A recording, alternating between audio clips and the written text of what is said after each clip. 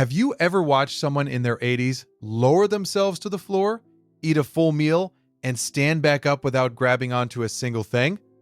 No handle, no armrest, just two legs and a motion as ordinary as opening a door. She lives in Osaka, 85 years old. A physical therapist would diagram that move into 3 separate exercises. She calls it breakfast. This has nothing to do with fish or rice. Most Americans hear Japanese longevity and picture a plate of sushi. But this video never sets foot in a kitchen. The part that keeps people steady on their feet into their 90s isn't on the table. It's in the floor beneath it, the stairs beside it, the path to the mailbox and back. Japan counts more than 90,000 centenarians, and when you watch how they move through a single Tuesday, you notice something. Their balance didn't survive aging. Their ordinary day never stopped training it. 11 movement habits, not exercises, things woven so deeply into daily life that nobody calls them a workout. Most cost nothing. All start on a surface you already own. The first one is waiting right beneath your feet. 1. Floor living. The deepest gym you'll never join. 6:15 in the morning, that same apartment in Osaka. She sets a wooden tray on the tatami. Miso, pickled radish, a cup of green tea. She lowers herself to the floor, legs folding beneath her. 20 minutes later, she stands, carries the tray to the kitchen, and comes back to wipe the spot with a cloth. By noon, she will have gone down and come back up at least 4 more times. For tea, for folding laundry, for reading the newspaper. Each one a deep squat she has done since childhood. Most of us haven't sat on a floor since grade school. Car seat to desk, chair to couch, to bed. Repeat. The path from standing to floor gets longer every year we skip it, until one day somebody hands us a grabber tool and a raised toilet seat, and the floor becomes somewhere we fall, not somewhere we sit. She never got that memo. Her knees didn't either. They don't exercise more than we do. They just never stopped using the ground, and the ground never stopped training them back. But the floor is only where the day begins. Picture a park and a sound that has been playing every morning for almost 100 years. 2. Ragio Taiso.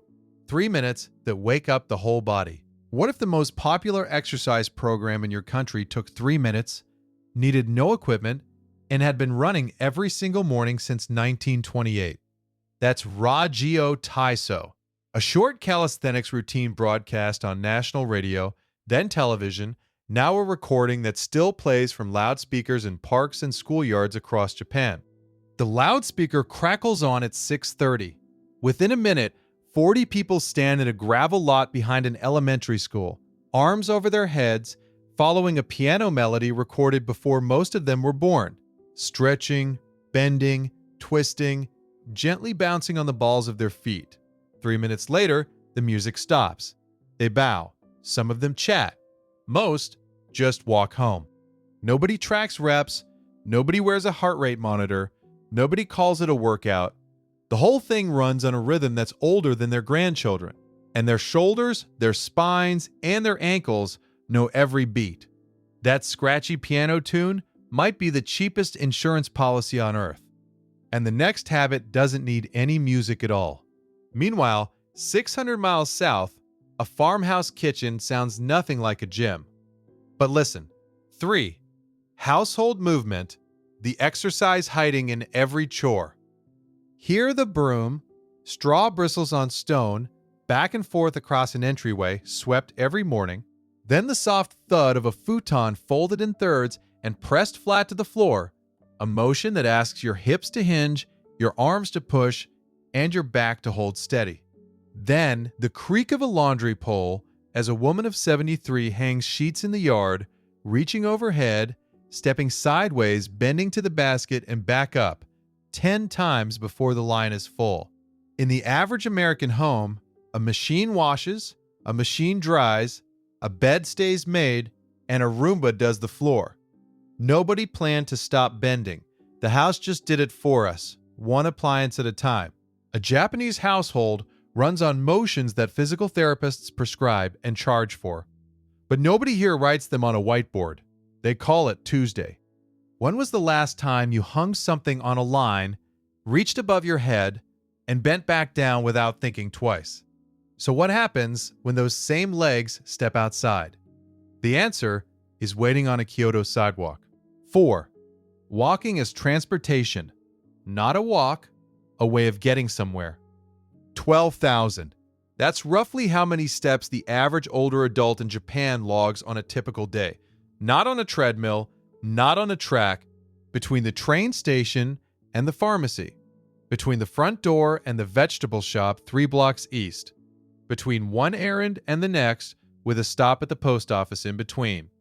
A retired couple in Kyoto leaves the apartment at 10, walks to the covered market, crosses through the temple district on the way home, and arrives back with 2 bags and 4,000 steps they never counted. No app buzzed, no watch beeped, they were just getting groceries. The average American drives to every errand, door to car seat to parking lot to store, back again. Their legs carried them maybe 300 steps, and none of them on a slope. Here's a number that says it all. Japan has more than 6,000 train stations. Most of them were built before anyone thought to add an elevator. The legs of an entire country were trained by infrastructure, not intention. But counting steps only tells you half the story. Now picture what those steps are carrying. 5. Carrying things by hand. The weight your body remembers. Most of us push a cart to the car, load the trunk, drive home, and carry 1 bag at a time to the counter. The heaviest thing our hands grip all day might be a phone. A woman at a morning market in Naha picks up a cloth bag, fills it with daikon, sweet potato, a block of tofu, and a bunch of greens. She hangs it on her left arm. 2 blocks later, she switches to her right. Not because a trainer told her. Because it's heavy and she has 2 arms. She has done this walk twice a week for 40 years. The same woman in Osaka from the opening of this video, the one who gets up from the floor without help, carries her watering can to the balcony garden and back every single morning. Full going out, empty coming back, her grip never got a chance to weaken. A hand that carries something real, something with weight and a destination, stays strong for the same reason a hinge that keeps swinging never rusts. Not because someone oiled it on purpose, because it never stopped moving. And right now, that watering can is just a small detail. Remember it. It comes back later. The next habit hides in a place you probably walk past every day. 6. Stair climbing. The elevator nobody waits for. Japan's first major train stations opened in the 1870s. Escalators didn't show up for another century. That left generations of commuters with one option: stairs. And the habit stuck. Even today, in stations where both exist, a crowd of older commuters will walk past the escalator and take the steps. Not out of virtue, the stair line moves faster. A retired teacher in Osaka climbs 14 steps at her local station every weekday afternoon. She grips the rail lightly with her right hand. Her left carries a small canvas bag. She never slows down. She doesn't think about it any more than you think about stepping off a curb. 14 steps, twice a day, 5 days a week, 50 weeks a year, for 30 years of retirement. Nobody prescribed it. The station did. The design of a building can do what no fitness plan sustains. Build the stairs in the right place, and the legs follow. So far, every one of these habits lives within a few blocks of home. But the next 3 move into quieter territory, and they train something no step countermeasures. 7. Gardening. The gym with dirt under its fingernails. 5:40 in the morning. Rural Nagano. A man of 88 kneels between 2 rows of eggplant, pulling weeds with both hands. He reaches across the row, twists at the waist, drops the handful into a bucket, and shuffles forward on his knees. 15 minutes later, he stands, picks up 2 full watering cans, and carries them to the far bed. He doesn't set them down until he gets there. That grip, the one holding a full can of water at arm's length, uses the same muscles a hand therapist tests with a dynamometer. He has never heard that word. He grows eggplant. A wooden planter on a balcony, a row of herbs on a windowsill, a single tomato plant in a pot by the back door. The dirt doesn't care about your zip code. The kneel, the reach, the carry, they work the same way anywhere. The garden asks the body to move in every direction no treadmill touches. And the next habit asks the body to do something no gym on earth replicates. 8. O Fu Ro, the deep bath nobody calls exercise. You know what most Americans picture when they hear bath? Shallow tub, lukewarm water, maybe some bubbles. You sit, you soak, you stand up, and your legs didn't do much of anything. Now picture a Japanese soaking tub. The O Fu Ro. Deeper than your hip, narrow, hot. You don't slide in, you step over a high rim, lower yourself down on one leg, and sink until the water hits your shoulders. When you're done, you push yourself up and climb back out. Both legs, both arms. Full range of motion every single evening. That woman in Osaka, the one who folds her futon flat to the floor each morning, the same hip fold that presses that futon down is the one that lowers her into the tub each night. 60 years of the same deep hinge, twice a day, in 2 different rooms. Nobody connected the dots for her. Her body connected them on its own. A standard American bathtub sits about 14 inches deep. A traditional O Fu Ro sits closer to 25. That difference, 11 inches, is the distance between soaking and squatting, between resting and training. And most of the country does it before bed every single night, without ever once calling it a workout.